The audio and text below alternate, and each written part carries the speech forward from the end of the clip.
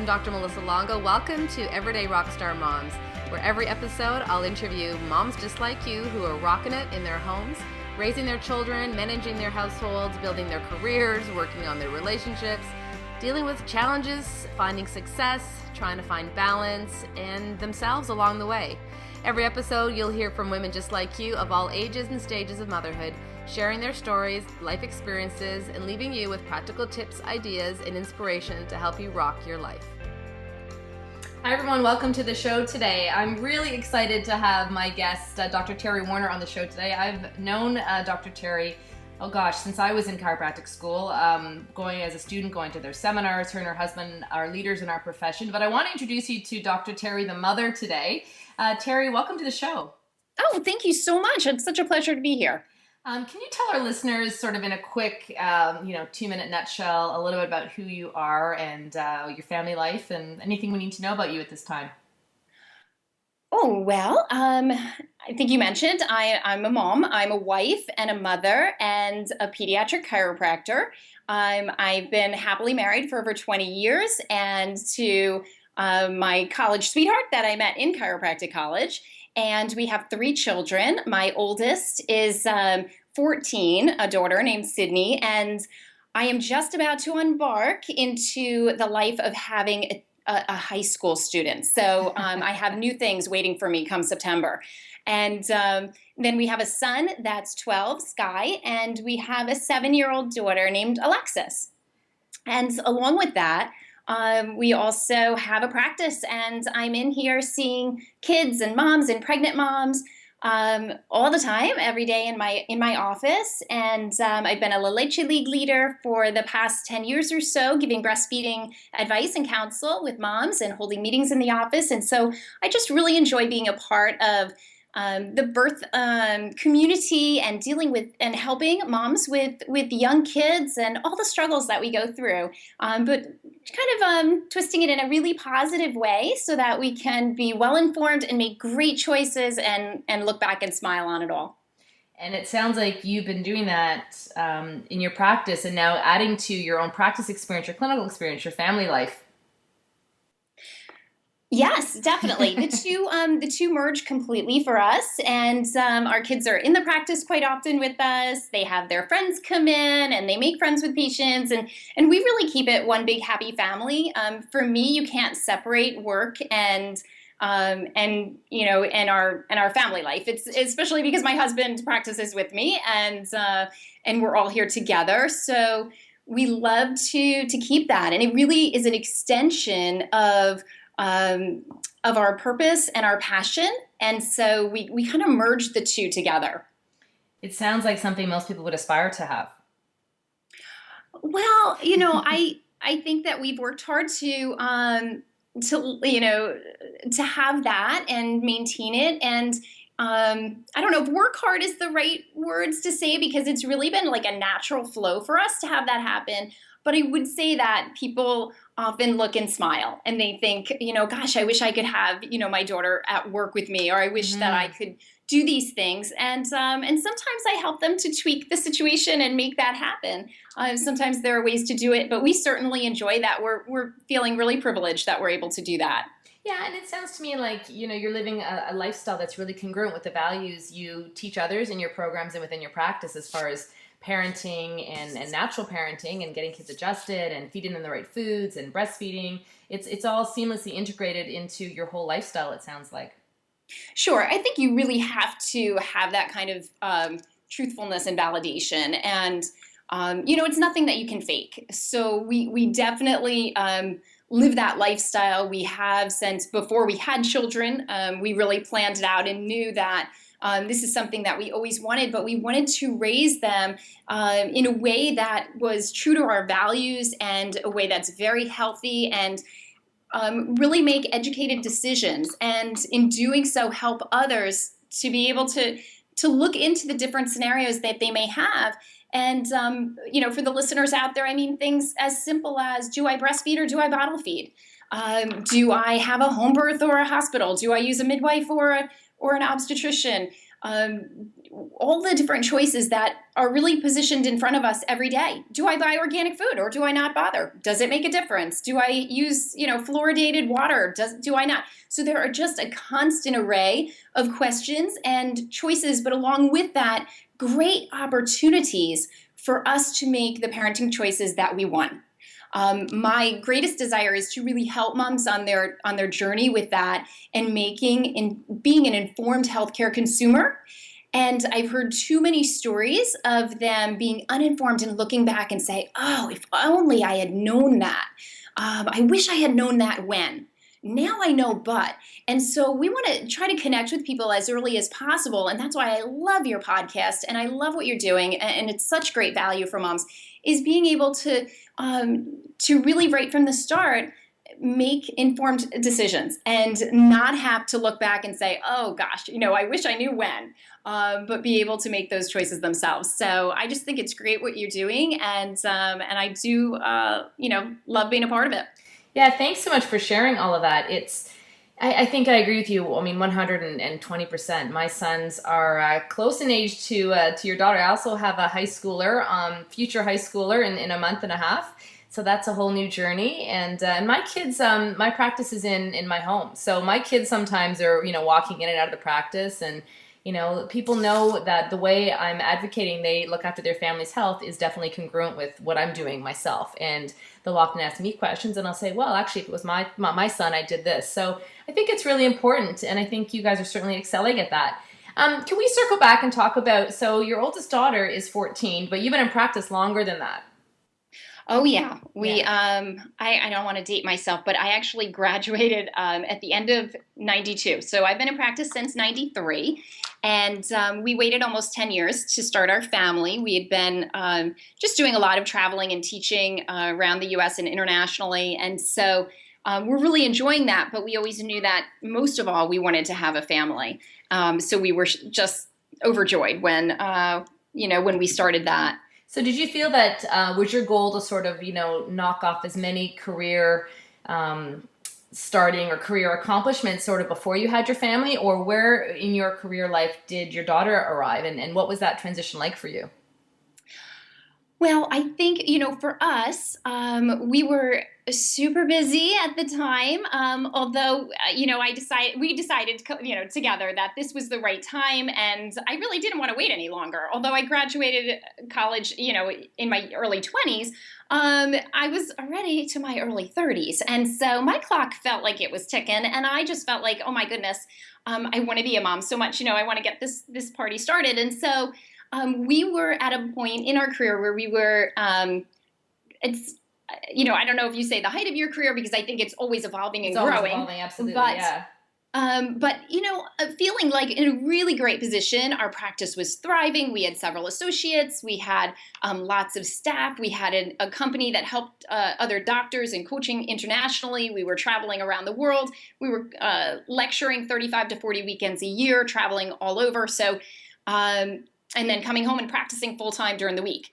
So it was busy, it was 110%, commitment to everything that we do. And we were 24/7 in our commitment to our practice, our patients, and our clients on a larger scale. And so we definitely, it's not as though our life, we said, okay, we're going to stop now. And now we're going to have a baby. It doesn't always work that way. No. Usually God just gives it to you whenever you're, whether you're ready or not. But I think that, we certainly were overjoyed, when I look back and finding out for all of my pregnancies, but for knowing your first baby's on its way. I mean, what a milestone. It's so exciting. And we thought, and we did for a long time, just kind of integrated our kids right into our lifestyle. So my little one, my oldest now, but when she was my little one, when she was born, she was a month old, and I was down to the passport office, and at 3 months of age, we were off to Europe and to Italy and taking her on, speaking out with us and vacationing. And she just said to me yesterday, Mom, where'd you say I went swimming first? And we live at the beach down here in New Jersey, and on the Atlantic Ocean. And she said, where were we? And I said, in the Mediterranean. And So it was so funny. She goes, "Why didn't you take me here first?" I said, "Because you were a February baby and it was warm there, but it was freezing still here." So my kids, it was, get your passport and go. And so for my first two, literally when they were a month old or so, they had their passports. They would, I'd strap them in on my back somewhere, on my front, on my back through the airport. We'd be carrying bags, carrying them, and go and go. And they came into the practice with me. My third came along. She also, because of what, transpired in our office and our life at that point, at 6 weeks, we had an office transition when she was 6 weeks old. And so that was a little challenging. With my first two, I really stayed home for 12 weeks and I gradually came back in and I really was able to do whatever I wanted. It was really nice. I was very fortunate. We had a couple of associates that were here for long term with us. It was very easy. My husband was taking patients. I'd come in, I'd visit and say hello and wave to everyone, adjust a little and leave. And so I gradually came back in. With my third, life throws you curveballs. And our associate had a situation where she, without too much notice, had to move on. And my office manager was transitioning. And so she was 6 weeks old and I had to jump back into full-time practice and be in the office and be doing everything. And I toted her along with me. With my first two, I had an au pair that lived with us, and so it really helped out. With my third, she did when she was little, but after a year or so, I can't remember exactly how old she was when she moved back, but she was done with her stay here, and so each one had a little bit of a different experience, and it was certainly a different experience for me. But jumping back into work can be certainly challenging. And with a nursing baby, I would bring her here and was fortunate enough to do that. But I made very good use of my pump. And I would be, if she couldn't be here and she was home with the nanny or with, my whoever, we don't have any family locally, unfortunately. So it was with her or with her brother and sister. I was pumping milk and bringing it home, and you have to keep track of how much do I have, and is this for tomorrow, is this for tonight, and which shift, and what. There's, I really feel for moms. I feel their happiness and their pain sometimes in juggling all the balls that moms have to, or the plates that moms have to juggle, because it really is, a full-time job.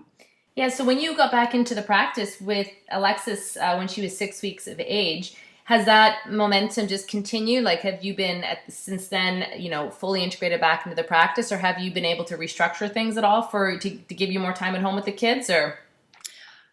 Well, what we did was expanded our office space and kept them all here.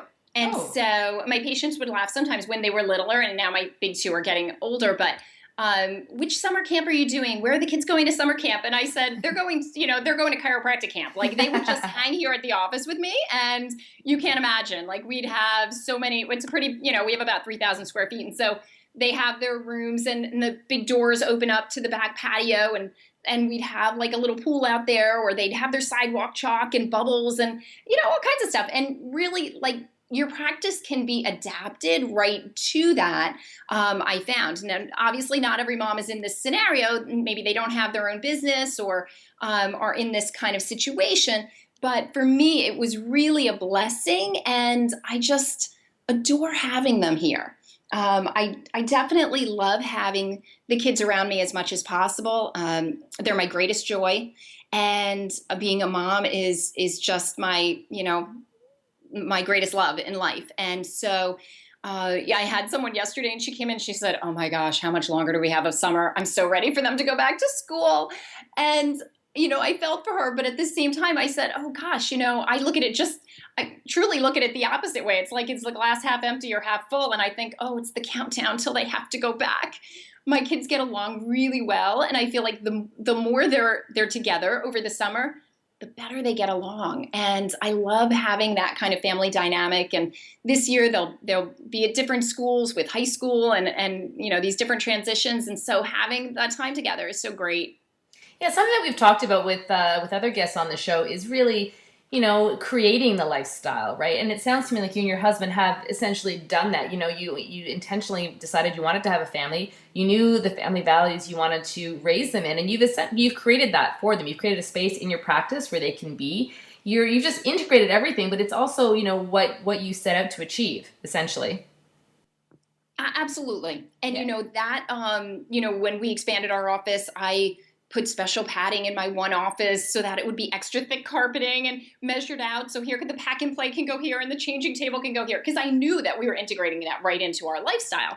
So for me, that totally worked. They have a big room that's like a rec room with couches and, they have their Xbox and like all kinds of stuff so that they can really feel comfortable after school. They can hang out, they can do their homework or on days off, like in the summer now. And so it's just right for my family. And so I love that we're able to do that. It's not necessarily right for every family, but it's great and it's right for ours. So I love it. Yeah, I think that's an important thing. I mean, what would you say to your patients in the office? A lot of people would, like you said, look at that situation and say, oh, I can't wait for my kids to go back to school. Whereas you've flipped it all the way around and said, like, this is just part of my life. My kids are here. And you've been able to create that lifestyle because it's what you and your husband wanted. What kind of advice do you give to other people when they're trying to create that for themselves? Do you have any tips specifically? I think you just have to really pray on it and find out what it is that you want, and then not be afraid to go after it. So if you're going out to work every day and you cry as you leave the house and you're upset that you have to do it, then you have to weigh out your pain and pleasure and decide if you want to change that, there's a way to make it happen. There are other positions that you can do. I've hired front desk people, and my last employee, she has been with us for 2 years, and one of the girls, she has a 2-year-old, and she's adorable. And on Saturdays, she didn't have someone, her husband would work, she didn't have someone to watch her. She would come to the office all the time. And now my 14-year-old loves her too, and so she would watch her, but she would just wander around. The patients love her, we would all play. So you may be able to find a job where your child could come to work with you. You may be able to work from home. My advice would be, there's always a way to make it happen and to have the outcome that you want. I really try and instill that in my kids too. When they would come up from their time they were super little and oh, mommy, I don't know, how kids always do. And I would say, what is there always? And my little one would have to say, a way. Yes, there's always a way. There's always a solution. And it can be the positive solution that you want. You just have to figure out how to make that happen. And, for some moms, that might not be what she wants. Maybe she wants to be in a different scenario and she wants to find a great daycare, or maybe she's unhappy with the daycare, but she wants to look for a family member or an in-house situation for her kids to be cared for on a smaller basis. Maybe she's really her heart is into homeschooling, but she didn't know how to go about it. There are friends, there are networks, there's this podcast, there are references that you guys can utilize in order to know that there is always a way. But you first and foremost have to know what it is that you really want. And I think when we can come to grips with that and being okay with that, whatever the answer is, for you to be okay with what that answer is and know in your heart that that's what you want, then you can seek out to make that happen. Yeah, absolutely. Now, looking back on your time as a parent, have you had moments where you struggled with a decision with your children or a decision at the practice or something that you've really had to get clear on what it is that Terry wants? And how have you, if that's been the case, how have you overcome that?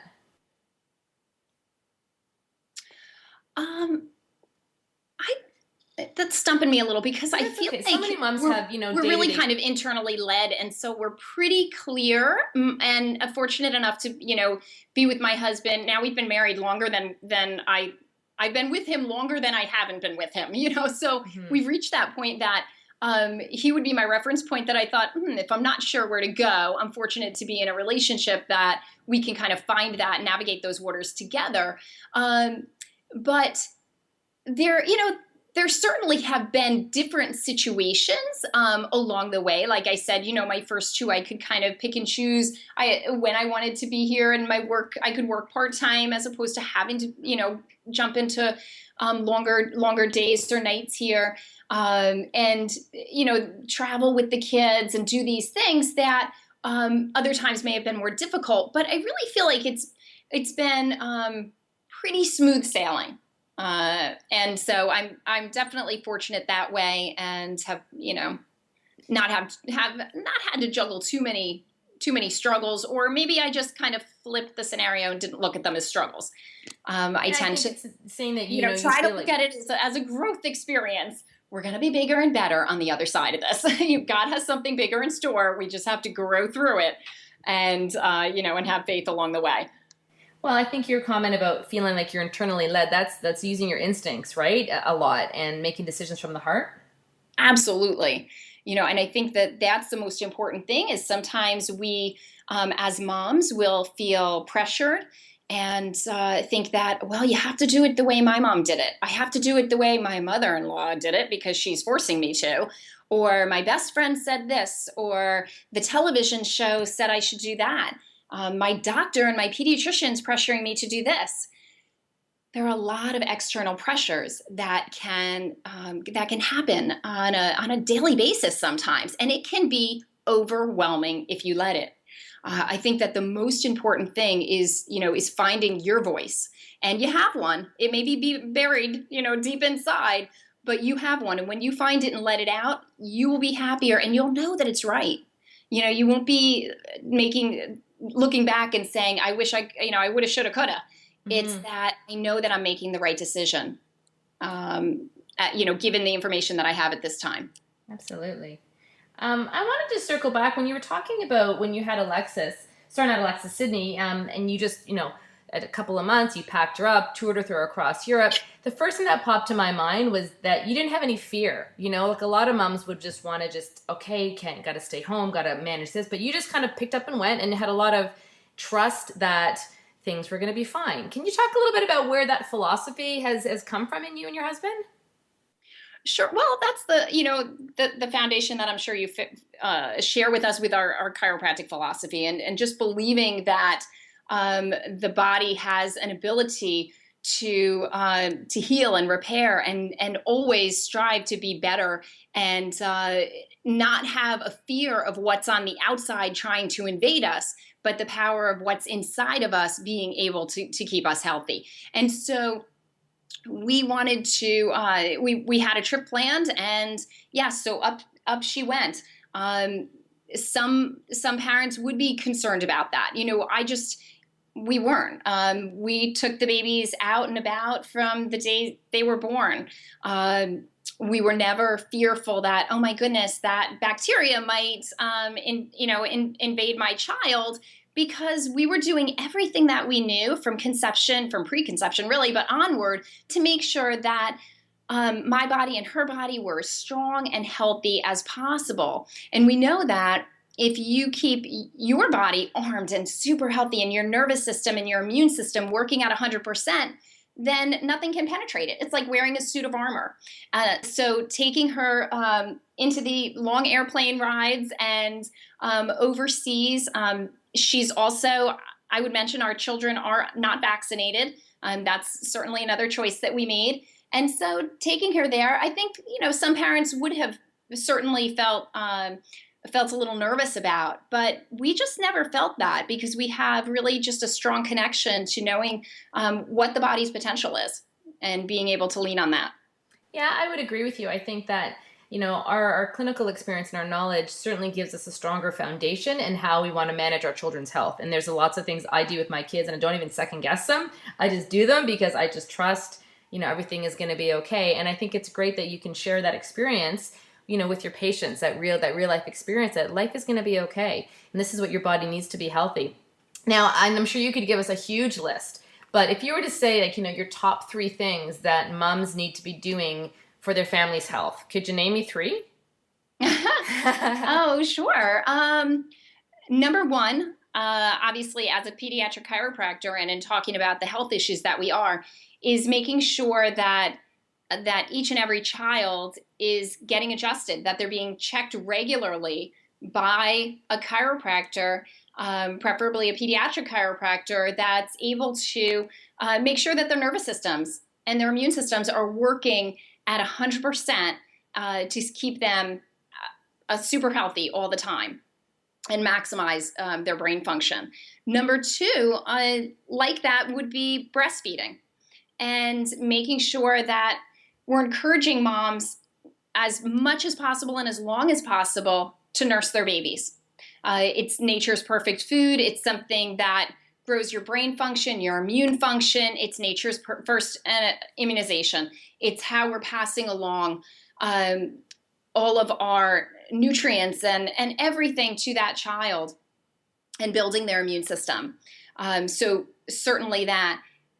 And I think the others would be probably giving your child faith and allowing them, we're Christians, and passing along your faith to your children and your family, I think is really important. And so whatever that is, being able to share that understanding in God and a higher power and what that does for us spiritually and physically and how that supports our body. Awesome. Now, would those be, if we were to apply them to moms, I'm sure you're going to say that all moms should be getting adjusted. Something that I'm really passionate about, like you, is helping moms and making sure that they're taking care of themselves. Because we know that if you go down as a mom, your whole family goes down, right? So absolutely, how do we keep moms healthy? So we've talked about, when, should get adjusted, absolutely. A faith is fantastic. Are there other tips that maybe you use specifically to keep yourself healthy so that you can give as much as you do to the profession and your family? Yeah, well, I think, balancing out, finding balance, which, as a mom is like almost impossible with all the things we have going on. But working your hardest to find the balance, making sure that you're getting enough sleep, you're getting proper nutrition, you have a great mental attitude, that you're finding that, making sure that we're getting this balance between a little bit of, if you need that, a little bit of mom time and time for you. And so that, or you and your spouse, so that you're able to balance all these different parts of your life. And sometimes it's really, almost all the time, it's really hard to put the oxygen mask on yourself first. In the airplane, when they say, put the oxygen mask on yourself first before you help your child in case of emergency. Well, as a mom, the first thing you want to do is reach out to your child in every scenario. But truly, you're right. If the mom's health goes down, the ship is sinking. So we need to really work on making sure we do. For us, that means the sleep one I'm always struggling with because I'm a go person. But I really do try to make sure that we balance that out and that we all get adequate sleep, and that I do as well. Eating an organic diet and really making sure that we're keeping our nutrition at the best that it can be. We juice. I just made an organic bone broth at my house. A big pot of that's on the stove. And so doing things that are really nutritious, from, making sure your gut is healed, and not to, we don't want to get into a whole segment on that, but really making sure that nutrition is such a paramount thing and that feeds your body. Also getting to the gym. I get to the gym at least 4 days a week. I have a personal trainer that I work with, who, is a great coach and motivating and kicks my butt and makes me do twice as much as I normally would do. And that's great. So having people that can encourage you and coach you and you can lean on are great. Having that time at church or at, somewhere that if you go, we do yoga as well, like things that can balance you spiritually and calm your mind are important, whether that's you want to take time to read or to do different things that are allowing you to, maybe it's taking a walk and pushing the stroller around the lake, but giving yourself a little bit of time to balance out and just relax your brain, because moms are going a mile a minute and it's always, mommy, can you do this? Can you do this? Can you do this? And so having a little bit of time for yourself really becomes important. So if you do just those couple things with tweaking the diet and the exercise program and sleep And of course, you mentioned getting adjusted and that proper mental attitude, having something where we're able to calm our brain, relax, yoga or spirituality, and having those things. If you have just those 5 things, you're going to find you're able to do 5 times as much, and it won't feel any harder. It'll feel, in fact, a lot easier. Wow, I feel like we could have done a whole segment just on that. Because I agree with you. But I guess my question to you now, listening to all the amazing things that you do to take care of you and your family, and you're running a practice and a business, is, how does it all fit together? What are there specific practical tools that you use? Are there any things really specific to your day-to-day lifestyle that it sounds seamless, but I'm sure it's not. And I'm sure there's days where you feel pulled with your kids and days you feel pulled more to the business. Is there anything specific that you can share with us about how your day-to-day life runs as smooth as it sounds like it does? We have a great Google family calendar. Okay. So everything goes on the family calendar.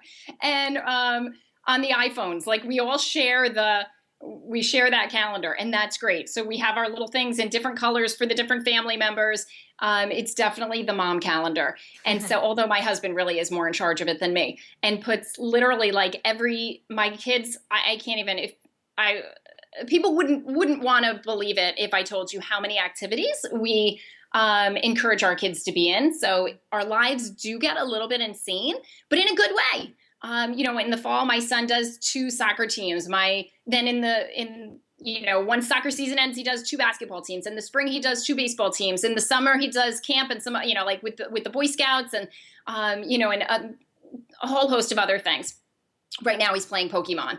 That's, with the big new app. But we constantly have that. My youngest daughter is very involved in dance. And so she does that. She tumbles. She wants to start doing more cheerleading. My oldest has danced competitively for years and now does competition cheer. So she's on 2 cheer teams, one already that's been practicing all summer for the high school, and one that's a private competition team. And along with, we do music lessons. How do we integrate these things? The music teachers come to our office. We have the piano, the guitar, the drums, all in our office in their rec room. So we have the dance studio. It's literally like 3 minutes away from us. It's literally 5 minutes at most. No, it couldn't even be. We can make a round trip back and forth seeing patients in 5 minutes. And our patients, a lot of them, just like yours, are local. So they'll come in. Oh, do you need her to go to the dance studio? I'll drop her off. We're in that class too. And so they'll kind of even help us sometimes. So we have things, we try to stay close to home. Now with my oldest is getting older. So her high school, she's going to a private high school that's about 25 minutes away. So her cheer team is up there. Her competition team also is about a half an hour away because it's a very good school. And so now we're finding ways that, okay, we're going to have to work on this. So now I've reached out to other moms and said, can we carpool? What can we set up? How can we assist each other in this process? Because we are in it all together. And so I think too, sometimes we try to take everything on our own shoulders, and we're all in the same boat. And you'd be more surprised maybe than not that other parents are so happy to help you and to get involved if you're willing to take it from them and accept that into your life and let them help.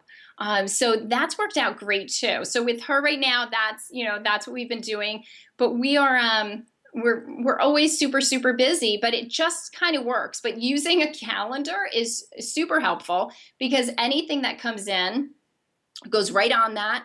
And we know if we've got 10 things scheduled that day, we'll know when and where each one is, and everyone will know the responsibilities. So that really super helps. Yeah, and it sounds to me like regardless of whatever your kids' activities are, their interests are, like you said earlier, there's always a way to make it happen. So you'll use your resources, your other parents, your community to make it happen and just figure it out. Definitely. And you know what? Our kids too know that we're very busy parents. We're involved in a lot personally and professionally. They're very busy kids. And if they want to continue to be that way, they also have to be a little flexible. And if that means we practice in the morning. I practiced this morning. She had cheer this morning. And we couldn't get there exactly on time to pick her up.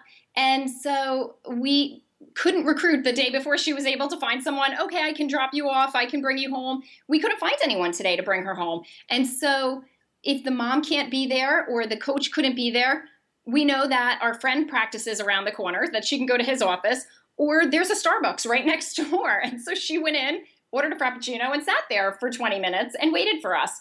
And she's completely safe. She's, surrounded in an area it's very safe there.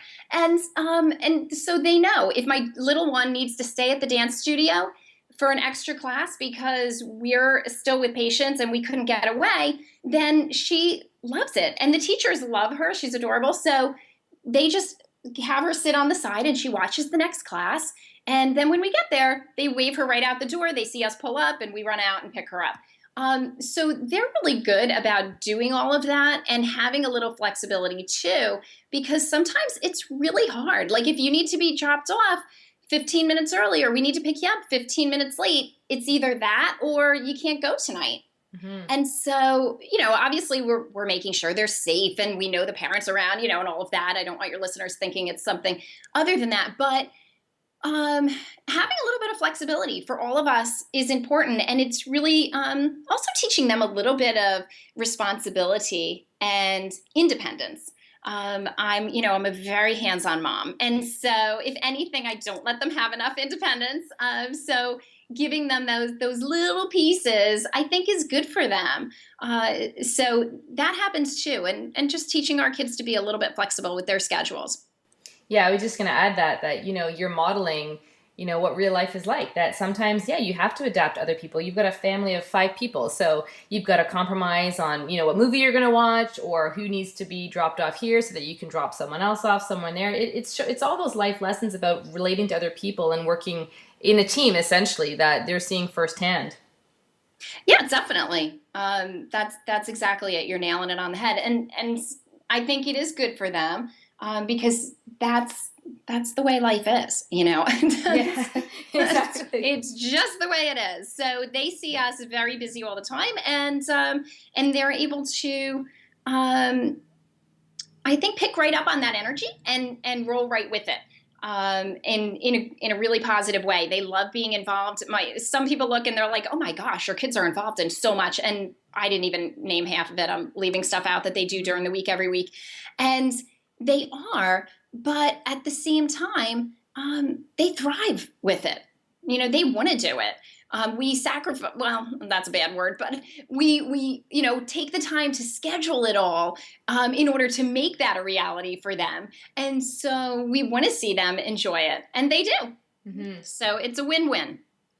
Can we talk a little bit about your partnership? It sounds like you and your husband work, obviously your business partners and your family life as well. It's balanced quite well between the two of you.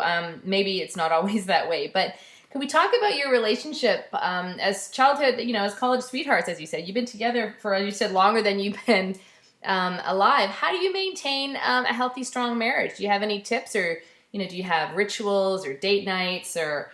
for some families, it can be certainly tricky to work together and have a personal life together. Absolutely. And, I think that when you say some families, you're being really kind about it. I think for every family, it really is, whether we admit it or not. It's just what levels of difficulty it is because,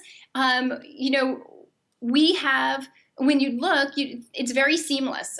We practice together, we live together, we work together, we vacation together. I mean, we're like literally not apart for more than 20 minutes for 3 years spots at a time. We don't really spend any time apart, and yet our partnership completely works, which is fantastic. But now that we have 3 kids thrown in the mix too, for all these years, I would say it's been concentrated on being a family, and we do love to do things as a family, but you're right, having a little bit of one-on-one time or parent time I think is important, and as our kids are getting older now, that's becoming a little easier. I definitely would say it was challenging in the beginning. Having one baby they can come with you, or you could, maybe make an arrangement to go out to dinner or do something. But nursing a baby, you have like, okay, we have a 2-hour window. Where are we going to go? We got to stay around the corner. We got to get right back. And then the next baby comes, and they were 2 years apart, but we were still tandem nursing. And, that's like a full-time job, really, to do these things right. And then baby number 3 comes along. And so it was a little bit challenging. Although I didn't miss it, it's challenging to find one-on-one time where you're just with my husband. And we always enjoyed doing things with the children, but having the opportunity now to be able to go out to dinner and do date nights and, have more time for us, it really does enrich your time as a family and secure your relationship at a different level and allow you to be a better parent. And so we do incorporate those things as well. We go to the gym together, we work out together, we'll skip out and go to dinner together. Since we work together, we go out to lunch a couple of days a week together. And we do try to, not always bring the laptop, and not always make it a working lunch, and just be able to talk and communicate and just share our lives together. And so definitely, being able to, do that is so helpful. And share, as your life changes and grows, and as we age, and as we have different experiences, finding a way to enjoy them together. Yeah, wow. There's so much still I would love to dive into and ask you, but I know we're going to run out of time here. Is there one piece of advice, if you were to look backwards, that, something that you wish you did differently, or, and a piece of advice you would give to new moms, because you've got older children now, one thing that you wish you could tell people? I would say enjoy every moment. I really try to just look at them and watch my children grow and try to take mental snapshots in my head of this day, this memory, and how important it is, and not to let time go by without doing that. But just to stop for a minute, because sometimes we're so busy. And if you don't just literally stop for a second, take a breath, and just take it all in, and try to make that mental snapshot, all of a sudden your newborn is turning 1, then turning 5, then they're off to school. Mm-hmm. Now they're off to high school. Yeah, they're off to high school, yeah. And, we had enough trouble picking a high school for her. Now, 2 years from now, we're going to have to start college searching, and in 4 years, she'll be off to college somewhere. And I can't, talk about that, or I'll start crying on the podcast. But taking those kind of mental snapshots and just really absorbing the memories as they go, especially with brand new babies. It's so exciting. Each new day holds something. They're going to smile for the first time. They're going to coo. They're going to laugh. I remember waiting all day for my firstborn. It's your first baby in the house, and I was home with her, and I would watch her for hours, and all of a sudden she'd go, ooh, ooh, and she'd make this little noise, and oh my gosh, it was so cute, and she'd wiggle her arms, and I would, 6 hours later, I'd be waiting for another one, and it was so adorable, though. And these are memories that you can take with you, and it'll be as powerful 14 years later or 30 years later as they were that day.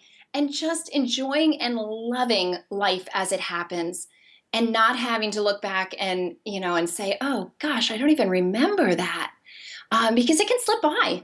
It can slip by in an instant, or get taken away in an instant. And so just really being thankful for all that we have, I think is important. And, maybe cliche, but just really trying to not get so caught up in work, or that the dishes are done, or that the laundry's been folded and put away, and that everything's clean, that you get through the day and think, ugh, for the 5th day in a row, I didn't sit and read a nighttime story with my child, or sing a song, or take a walk.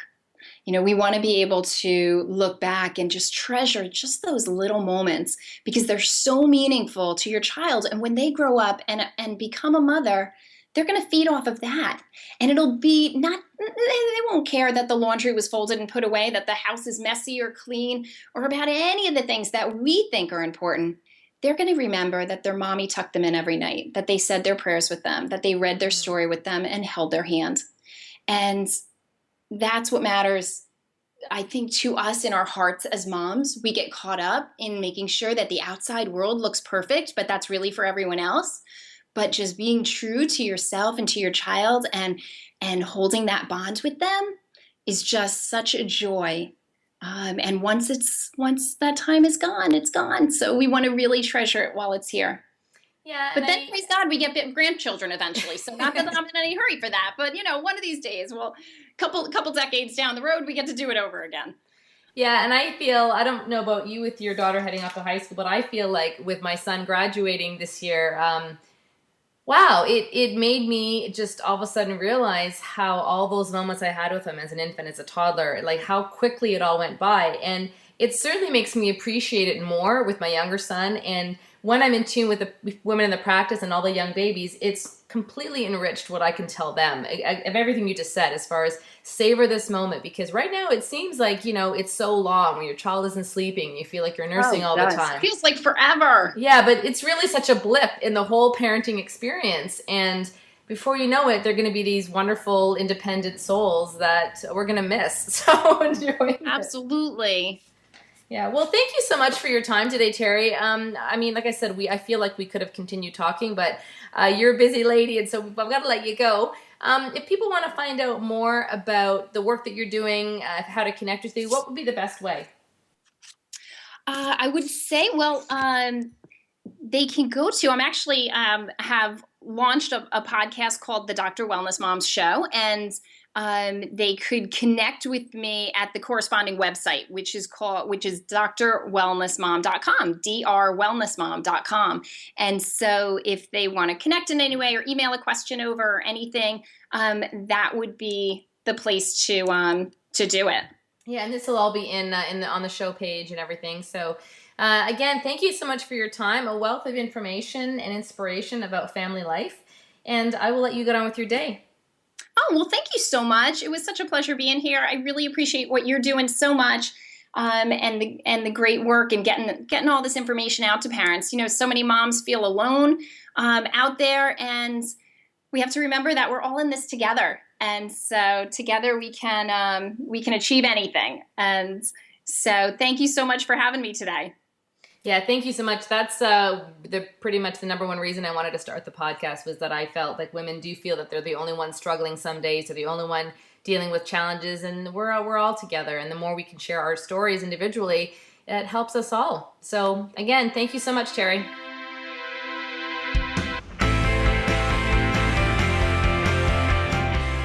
There you have it, a great story today from a mom who rocks. I hope you enjoyed today's show. Be sure to head on over to iTunes and subscribe to the podcast so that you don't miss out on any future episodes. When you do that, I'll be sending you a copy of my top 10 tips for moms.